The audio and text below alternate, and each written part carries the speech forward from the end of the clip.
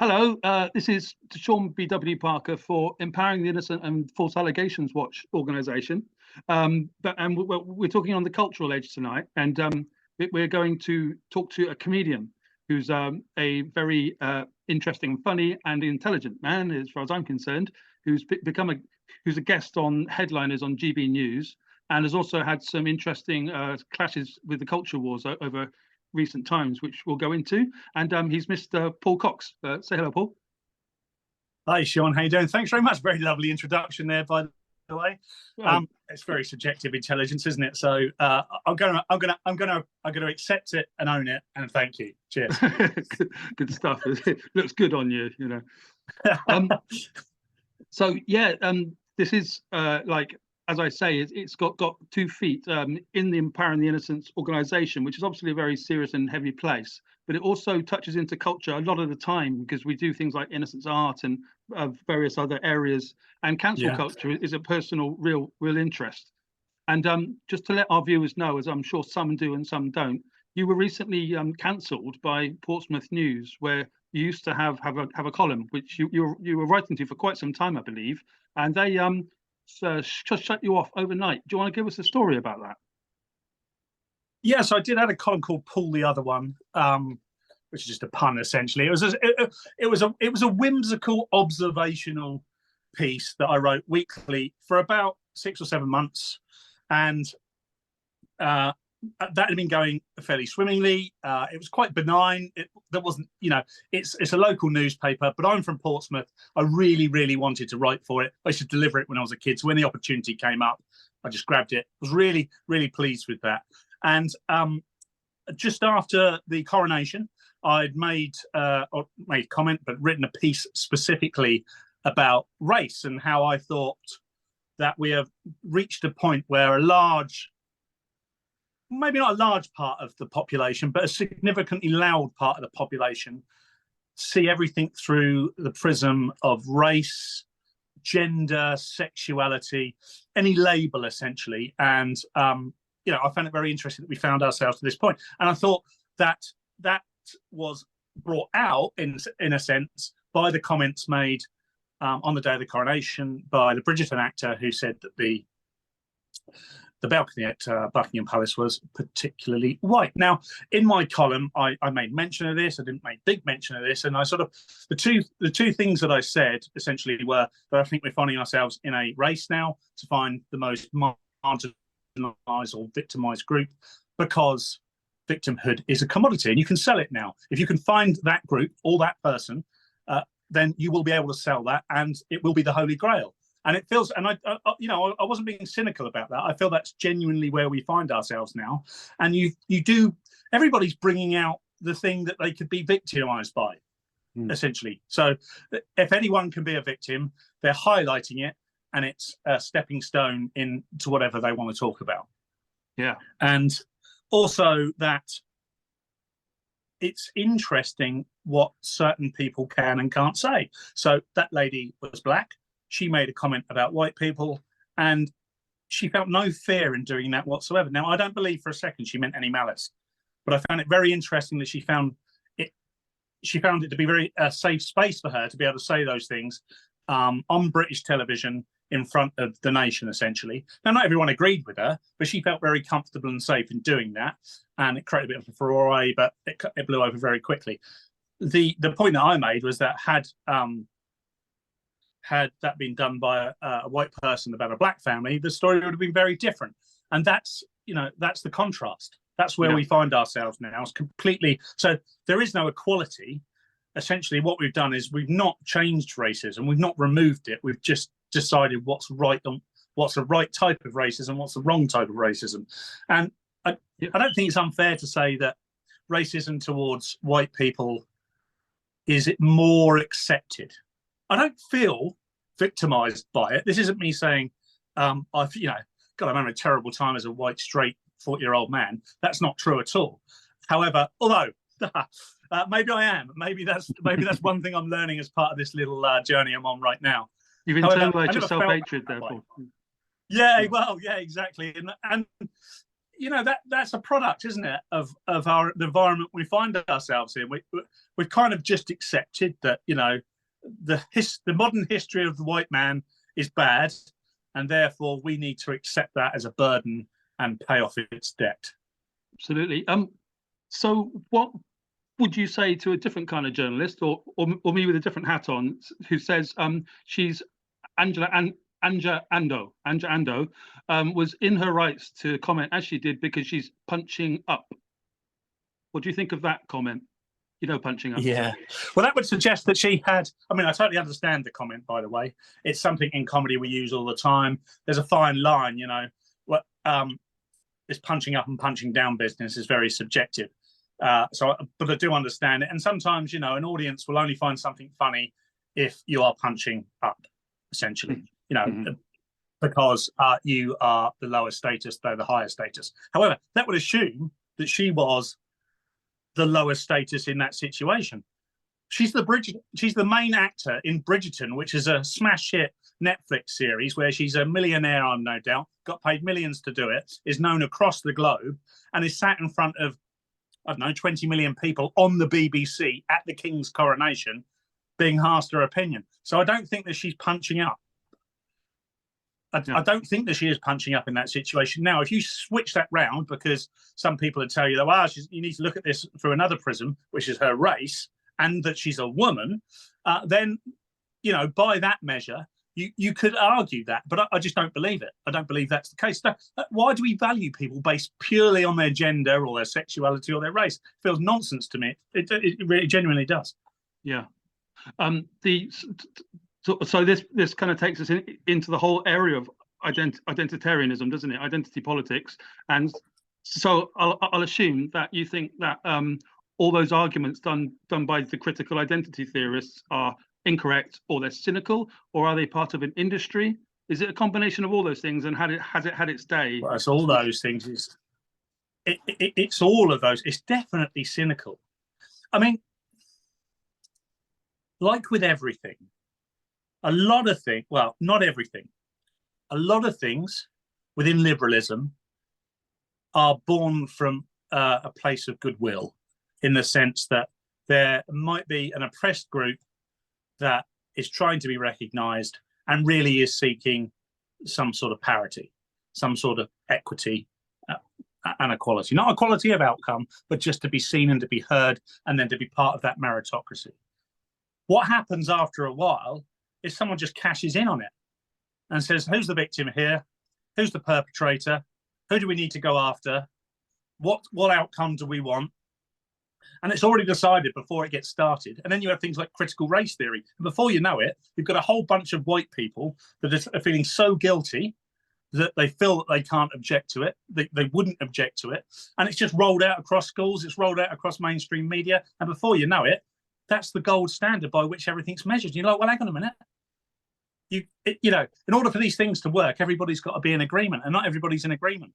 It's the same with any form of politics, particularly liberalism. You know, liberalism is something that requires everybody to buy into. So if you want everybody to be liberal and accept your views, then you need to get everybody on board. And the only way you can do that is to get everyone to agree. And not everyone agrees. So you can't have liberalism ubiquitously. You can't have anything. Marxism. You can't. Communism. Far rightism. Whatever you want to call it. Whatever ism you're after, you can't get it unless everybody's in agreement, which is fine. So there has to be a middle ground. In order for there to be a middle ground, I think you have to have an agreed set of principles, which is where all these things at the moment are falling apart. You know, nobody's able to tell you what a woman is on live TV, for instance, because they're terrified to tell you that it's an adult human female because of the transgender issue conversation that's going on at the moment. So there's no agreed set of principles anymore. You know, nothing to do with chromosomes, nothing to do with genitalia. It's just purely everything can be anything. Well, that doesn't work, does it? Nobody's going to agree to that. Absolutely, yes. Excellent stuff. And it could be said that the GB News, which is 2 years old today, as far as I can tell from Mr. Nick Dixon's sort of tweet celebration earlier. Yeah. Happy birthday to them, and happy birthday to you, because you're a regular on the wonderful headliners, which I often, if I have to talk about it to foreign friends, I say it's like the good version of Have I Got News for You, which is it's a side dig to both channels, really. But I take that as a huge compliment, because I mean, Have I Got News for You? It's got incredible longevity. It's lasted a very long time in all sorts of against all sorts of political backgrounds, and I guess it takes a little bit from that. It's we are reading the headlines from the next day, but the comedians that are asked to do it aren't mainstream comedians. In a sense, you're probably not going to see them on any of the BBC channels. I mean, Simon Evans is a bit of an outlier there, but you think about people like Leo Dixon. Now that is, I've just combined Nick Dixon and Leo Kearse. Oh my God, what a monster! Oh wow! Oh my God! Take both of them. Nick and Leo Kearse and Nick Dixon, or Andrew Doyle, His Royal Highness, as I like to call him. He's an intellectual hero of mine, Andrew Doyle. Absolutely brilliant. Yeah. Oh my goodness! All these people are very intellectual, by the way. It's a privilege to work with them. It genuinely is. There is, because you're not about yourself on that field. You know what I mean? But you just don't kind of paint yourself. Well, I never. But I see them as giants. So thank you very much. But I definitely look up to those people, particularly Andrew. Andrew is someone. The producer, by the way, who people don't know, a guy called Martin. I won't say his full name in case people want to get after him. But Martin is also a very funny, bright, incredibly intelligent man. He and Andrew Doyle, and along with people like Nick and Leo and Josh, are behind this. And it's not by accident that it's become a show that people enjoy. They envisaged this some time ago, and they brought it to the fore. And, when a show doesn't go well, we all feel it collectively, because what we don't want to do is break the brand in any way. And people who'll be watching this, who may never have watched Headliners, but assume it's rubbish because it's on GB News, for instance, really should watch it. I keep telling people that all the time. Comedians, if you're out there and you're watching this, you're thinking, oh my goodness, no, I'd never do that. I'd never go on GB News or whatever. Well, you're missing a trick. And I'm glad you are, because it's giving an opportunity for other people. But Headliners is a show about the news, but we've got freedom to be funny. They want us to be interested in and interesting about. And if funny comes along, then it's a bonus. And we try our best to be as funny as we can. Couldn't agree more. At the top of Mr. Leo Kearse's kind of Twitter feed for about the last year that I've sort of seen it, has been a pinned tweet about the fact that cancel culture is ridiculous in British comedy. And I'm assuming that he means the left, because we know what he's talking about. Even the leftist people going to those shows knows what he's talking about. Do you want to analyse that whole story a little bit more for us? Yeah, what's really interesting is a lot of us on there, I can only talk about me personally, but this is the feeling I have. A lot of us on there would have seen ourselves as on the left of politics, probably pre-2016, which by the way, I mean Brexit. That's when everything became very, very divisive. I first moved to London. I'm not living in London anymore, but I first moved to London in 2014. And I definitely felt that I was on the left of politics. I would have been someone that would have been a Labour Blairite. I have never got on board with the Momentum and the Corbyns of this world. However, it's a broad church Labour, and I always felt very comfortable there. Ever since Brexit, and I didn't vote for Brexit, neither did Leo. I don't think Andrew Doyle did either. I can't speak for the others, but quite a few of us didn't vote for Brexit. I mean, a lot of them live in London. And if you live in London, then it's kind of counterintuitive to some degree to vote for Brexit, because it's very multicultural. You feel like, however, a lot of us come from working class backgrounds. And because of that, we're friends, family members associated with a lot of people that did vote for Brexit. We understood acutely why people did. We knew that it wasn't seeded in racism, not even a veil. A lot of, because racism now is something that has become something very different than what it is. You know, we people don't dislike people based upon the color of their skin. They base a lot of the dislike on the way a group might act, or an individual might act, or how it imposes on them. And it's so nuanced that you can't call it racism, as far as I'm concerned.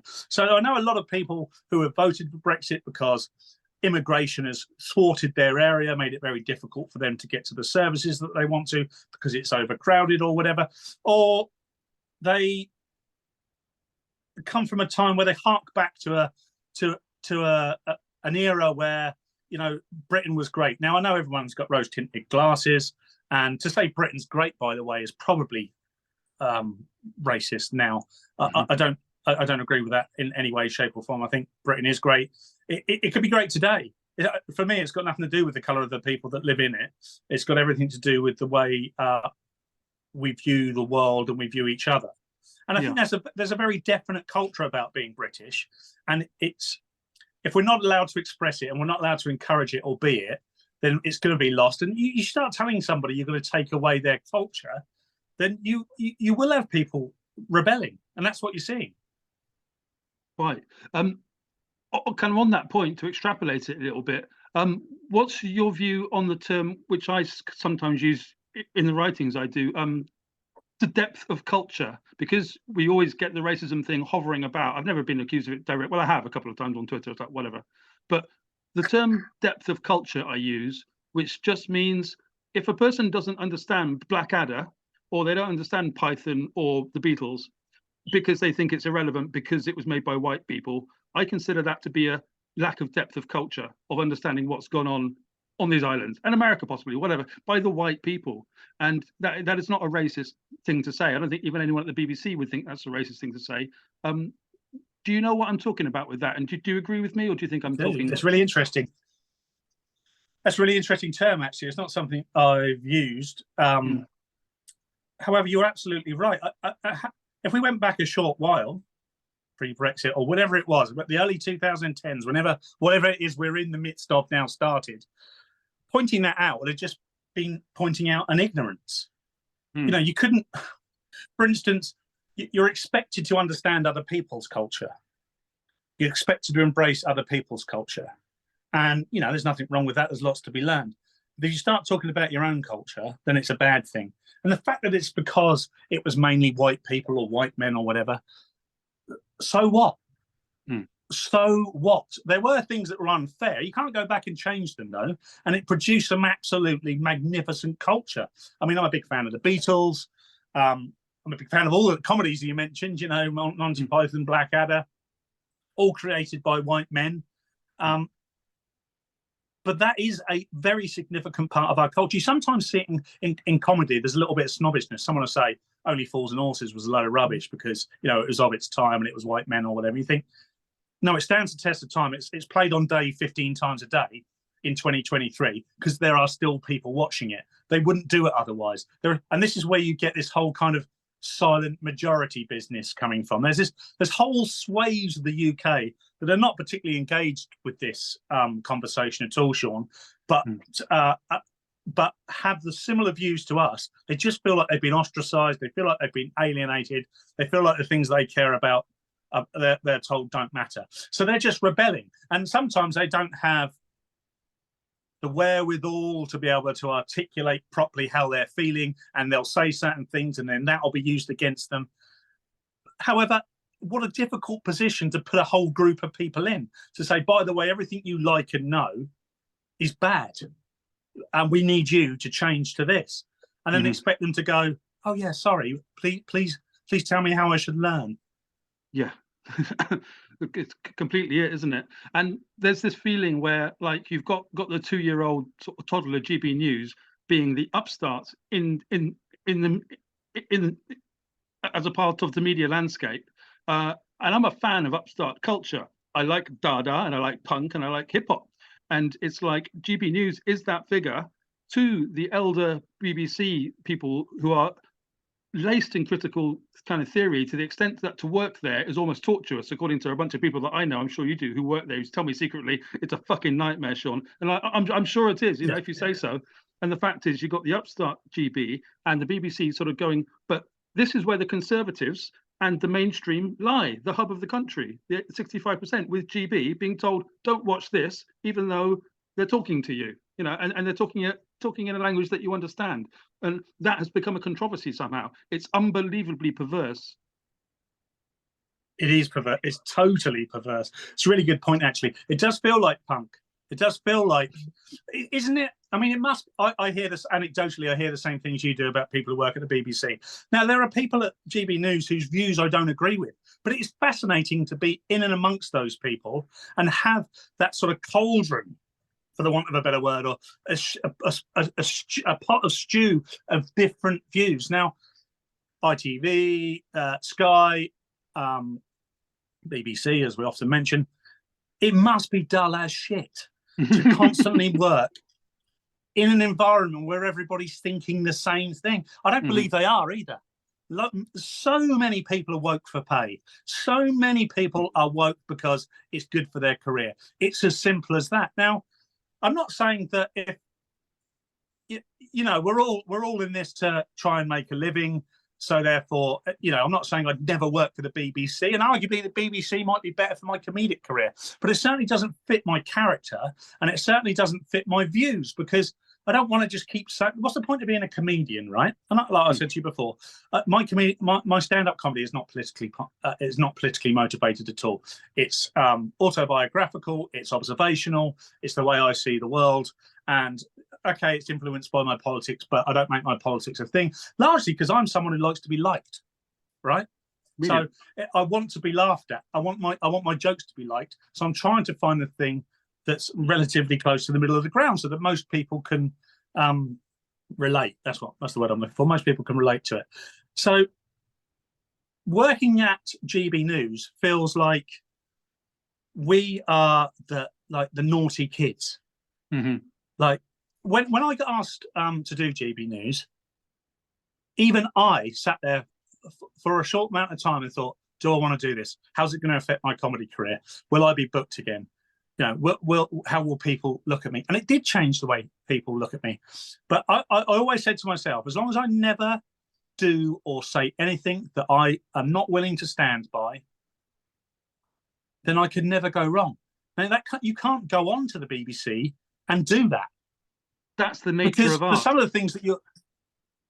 Well, exactly. I mean, I'm not out there to hurt, so I'm not motivated by any malevolence, right? I'm not out there thinking, oh, bloody hell, I hate this group of people, or I really want to show this group of people up. I mean, sometimes I feel that way about ultra woke people, ultra progressive people, to me, that are hiding behind this cloak, that are just narcissistic bastards at the end of the day, and have found the most populist thing to hide behind. And as long as they say the right things, they can get away with any of the other nasty shit they want to say. You see it on Twitter every day of the week.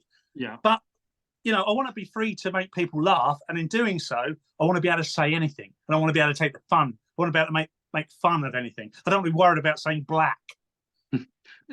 This is exactly what kind of keeps sort of yourself and Mr. Leo Kearse, let's bring him into it, as artists. And I'm not taking the piss here. It's, if you stand in your own truth and you say, this is what I do and this is how I feel, people will respond to that as art. And the people who watch headliners are understanding that. Whatever people say, whatever the gammons people want to bring out, it really doesn't matter when you're actually talking honestly. And the refreshing thing about this little podcast, as I'm sure we'll see in the future, is just the honesty and openness of it.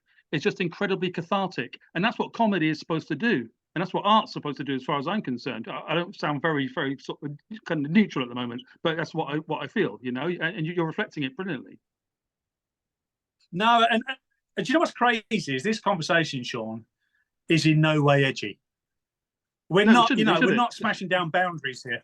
We're two British guys having a conversation about our own thoughts and beliefs, and the sort of things that motivate us. None of it's nasty, none of it's bad, none of it's driven by any other ulterior motive. It's just us trying to be us, right? Absolutely. Which would have seemed quite dull at some point, but now it's like revolutionary.